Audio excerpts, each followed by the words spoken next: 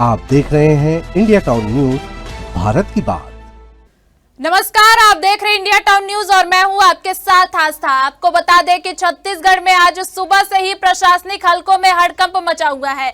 Mining और सरकारी supply से जुड़ा एक बड़ा डीएमएफ घोटाला अब जांच एजेंसियों के निशाने पर है। एसीबी और ईओडब्ल्यू की संयुक्त टीम ने बुधवार तड़के राज्य के 12 स्थानों पर एक साथ छापेमारी की है, जिसमें रायपुर, दुर्ग, राजनांदगांव और कुरुद प्रमुख रूप से शामिल है।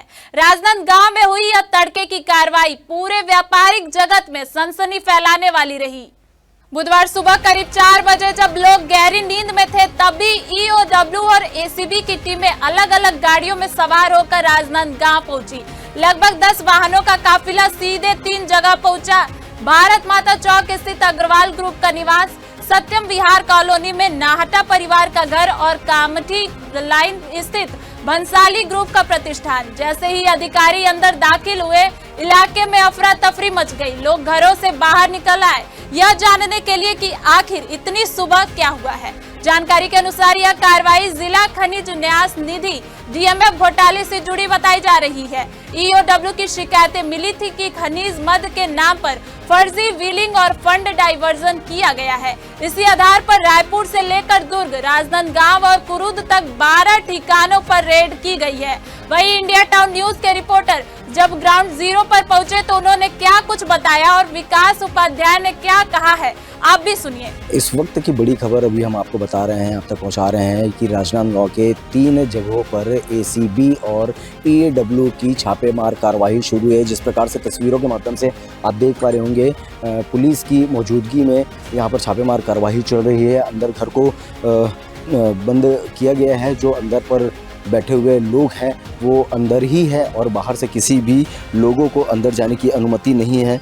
वहीं अगर इस कार्रवाई के बारे में अगर आपको बता दें तो ये कार्रवाई डीएमएफ घोटाले को लेकर के इसकी जांच की जा रही है। इस जांच पर अब तक के क्या कुछ निकल के आया है इसकी पुष्टि नहीं है, मगर आपको बता दें कि तकरीबन 8 गाड़ियों में ईओडब्ल्यू और एसीबी की टीम यहाँ पर मौजूद हुई है और राजनांदगांव के 3 ठिकानों पर छापेमार कार्रवाई की जा रही है। जिस प्रकार से राजनांदगांव के जयस्तंभ चौक पर भी इसकी कार्रवाई की जा रही है, वहीं सत्यम विहार के एक निज निवास पर भी इनकी कार्रवाई लगातार जारी है।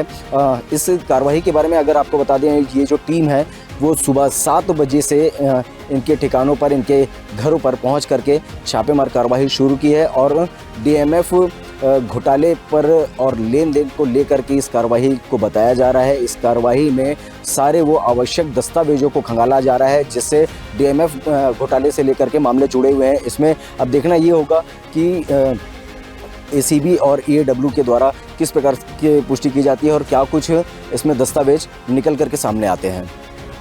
1 तारीख को मोदी जी आ रहे हैं। मोदी जी के आने से पहले ईओडब्ल्यू और एसीबी का छापा, मतलब अपने आप समझ लीजिए ज्वलंत मुद्दे, जो बढ़ती महंगाई, ये तमाम चीजों पर कोई कंट्रोल नहीं। लॉ एंड ऑर्डर चरमरा गया पूरे छत्तीसगढ़ का, उस पर कोई कंट्रोल नहीं। जो स्थानीय मुद्दे हैं उस पर कोई काम नहीं। लेकिन भारतीय जनता पार्टी लोगों को गुमराह करने के लिए ईओडब्ल्यू और एसीबी का छापा मारकर क्या बताना चाहती है। बताया जा रहा है कि ईओडब्ल्यू की यह कार्रवाई कई दिनों से प्लान की गई थी। विभाग को ठोस इनपुट मिले थे कि डीएमएफ फंड से जुड़ी परियोजनाओं में करोड़ों रुपए का हेरफेर हुआ है। कई ठेकेदारों ने सरकारी अधिकारियों की मिली भगत से फर्जी वर्क ऑर्डर बनवाकर पैसा निकाला। फिलहाल टीमों ने दस्तावेज, लैपटॉप और मोबाइल डाटा जब्त कर लिए हैं।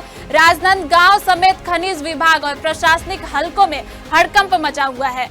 तो छत्तीसगढ़ के 12 ठिकानों पर ईओडब्ल्यू और एसीबी की यह संयुक्त कार्रवाई डीएमएफ घोटाले के कई बड़े राज खोल सकती है। माना जा रहा है कि आने वाले दिनों में कई बड़े नाम सामने आ सकते हैं। हम इस मामले की हर अपडेट आप तक पहुंचाते रहेंगे। फिलहाल इतना ही, देखते रहिए इंडिया टाउन न्यूज, भारत की बात। नमस्कार। आप देख रहे हैं इंडिया टाउन न्यूज, भारत की बात।